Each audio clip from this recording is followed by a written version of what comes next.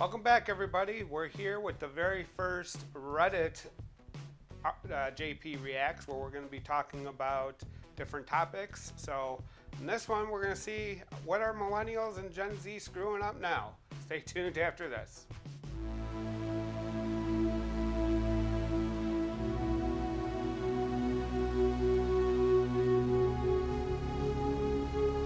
Okay, so we're starting with a Reddit post from r/PoliticalDiscussion. Let's look at it right now. So the question is, how will millennials, Gen Z, change the U.S. political landscape over the next 20 or 30 years? Before we even dive into the heart of the question, let's just think about that a little bit. Millennials and Gen Z, millennials have been voting for quite a while, probably in a lot of different cycles right now. Gen Z, I'm not quite sure how far along Gen Z is right now. I can't remember the exact cutoff of when millennials ended and Gen Z took over.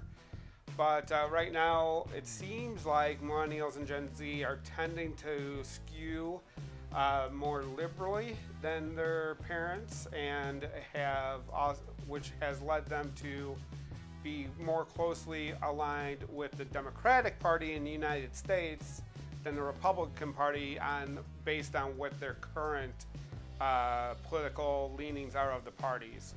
So let's dive in and see what this poster had to say and what their conclusions are, or what they're asking. So diving into here, it says, there's a conventional wisdom that young voters are always liberal, Dem leading, but become more conservative as they age.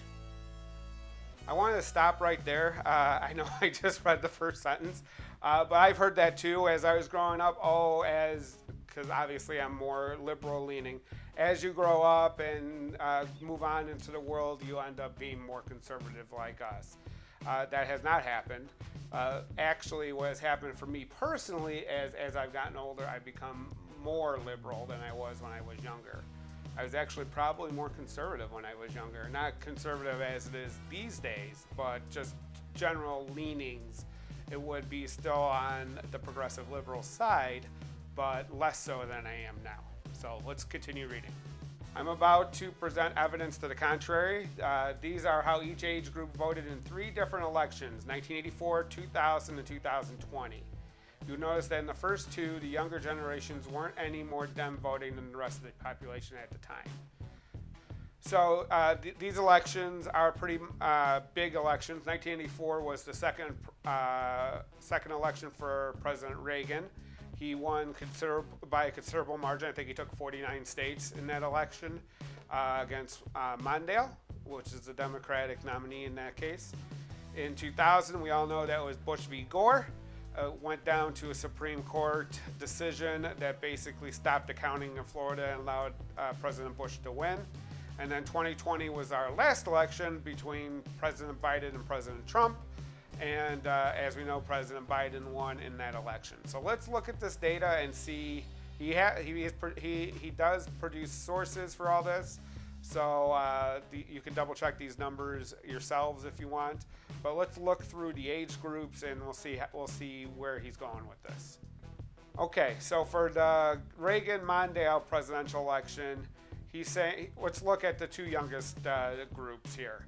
It was 18 to 24 and 25 to 29. They went for the Democrat at 39%, 43%. And as you look through the different ages, it was pretty similar throughout for the entire election. They did get more Republican leaning as they got older, but it's really, we're talking between 36 and 43%. Yeah, it's a huge, it ends up being a lot of people, but it's not really a huge difference between the groups. So as we look forward to now the 2000 election, Gore and those 2 groups had 47 and 49%, which is more than Bush. And as you look at the older ones, again, it's even a smaller gap to the older population, the 50 to 51%. The only group that President Bush won outright was the 30 to 49-year-olds in that election. And then finally, looking at the 2020 election, you have, if you look at the younger group is 65, 54, and then you look at the older groups that are 47. This is a clear difference in the way voting has happened over the last few years. So let's look at it. Let's take a look at his notable takeaways. It says there wasn't really any notable generation gap in 1984-2000 voting behavior. In 2000, the older groups actually voted for Gore over Bush at a higher rate than the 18 to 24 cohort. 2020 shows a clear generational divide among the 40 to 49 group, working downwards to younger Gen X and Millennials and Gen Z. And this isn't shown in the chart, but 2004 is when the young vote started skewing heavily Democratic. This took off more in 2008, which lines up around the time most Millennials reached voting age. So that's an interesting trend when you think about it. When we're thinking about the voting trends, it has been skewing more and more. Younger people have been skewing Democratic. And the reason that might be could be for a variety, could be a variety of reasons. It's just that most of the culture war that the Republican Party seems to focus on isn't really, most younger people don't care about that stuff anymore.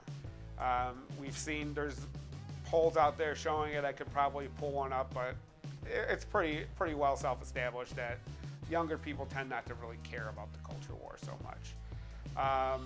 So what does this mean moving forward? Really, I really can't say it's going to mean anything moving forward, but it does look like that as you move forward. If you look at 1984, the 18 to 24-year-olds moving into 2000, that's 16 years, right? So they would have been 34 in the next election if they were 18 in that election. So if you look at the 30 to 49-year-olds, there is more voting for Bush than there is for Mondale. So let's kind of look at between 2000. Mondale election, 49 states to 1 is kind of like, it's an outlier, right? 2000 is very close. 2020 was very close. He noted that 2008 and then 2012 is where it really started to skew Democratic for President Obama. But those are, again, unique situations. First African-American candidate, first African-American president. So there's a lot of things that could have influenced that. So let's look really, if you look at 18 to 24-year-olds, it's 20 years, so they would be 38 in the 2020 election. So in the 2020 election, they voted 51% for Biden, where they were 47%. So again, they went up as they aged, right? It's not a one-to-one comparison, because if you look 24-year-olds, they would have been 44, so they went up to 54. So again, it's showing that if anything, as you age, you get more liberal, you don't get more conservative. So what does that mean moving forward? So what that could mean is, if all things considered, as people move through their voting, they can continue to be where they're at right now, is more liberal leaning and in the case of the parties, more Democratic leaning, because right now the Democratic Party is the more liberal of the two major political parties in the United States. So that could favor Democrats. Or there's always the possibility that Republicans start to change their positions, which hasn't been the case recently. They've actually moved in the other direction, which has hurt them with younger people. But as the older cohort dies off or stops participating in elections, they're going to have to refocus, right? And it's going to be hard to win voters when your policies and your rhetoric is focused on the generation that isn't really voting in numbers anymore that could carry you. So demographics isn't necessarily destiny, as some people like to say, but it can influence and it could show. So that old saying that as you get older, you become more conservative, hasn't really played out at the presidential level. Obviously, there are differences at the congressional level and the Senate level of the federal government, plus the local elections. We've seen Republicans win a lot of elections, right? Republicans have always been better at uniting around a single message. Democrats have never really been great about that. And also focusing in not only on the national election, but also the local, smaller elections, where it takes less money to influence what's happening there. So let's take a look at, there was a really good comment I wanted to highlight in this thread. So let's look at that real quick. This is Declaw Dude. People getting more conservative as they age has a lot to do with the fact that past generations got to build wealth and savings in their youth, and therefore became more protective of it as they age, leading to conservative policies as they got older. Boomers also benefit from growing up in probably the last generation where you could comfortably raise a family and own a decent house on a single income, usually the man's. Millennials and Gen Z are generally not in the same position with the ability to save for the future as Gen X or older. Hell, even Gen X is in a worse place with it than the boomers. So that's true. That could be the reason why people had tended to trend conservative in the past. They had a lot more to protect. And a lot of liberal-leaning people, and especially younger people, feel like the baby boom generation, which is the older cohort right now. There are still some in the silent generation from the World War II Korean War generation, but not as many as there used to be.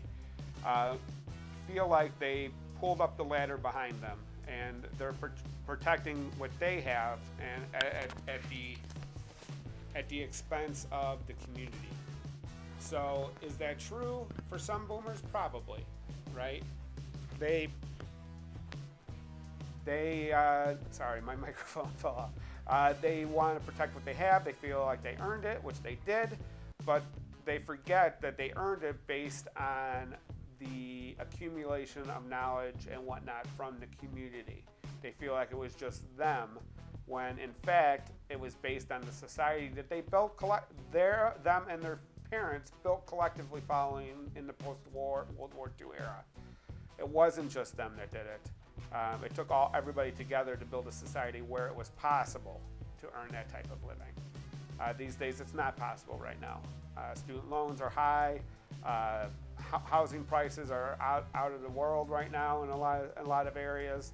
It's just not possible to build the life that your parents could have, or the grandparents could have in the past.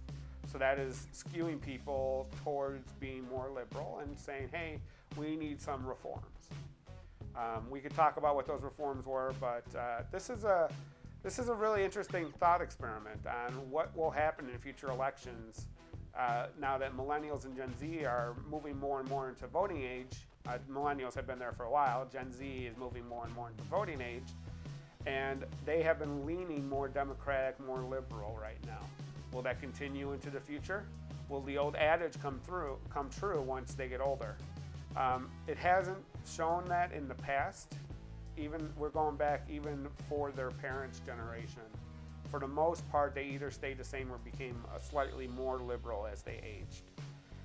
So we're going to have to see what happens. It's going to be an interesting thought experiment. So tell me what you think below in the comments, if you think that we all get more conservative as we age, or what you think will happen moving forward given the current demographics and the current leanings of young people in their political leanings.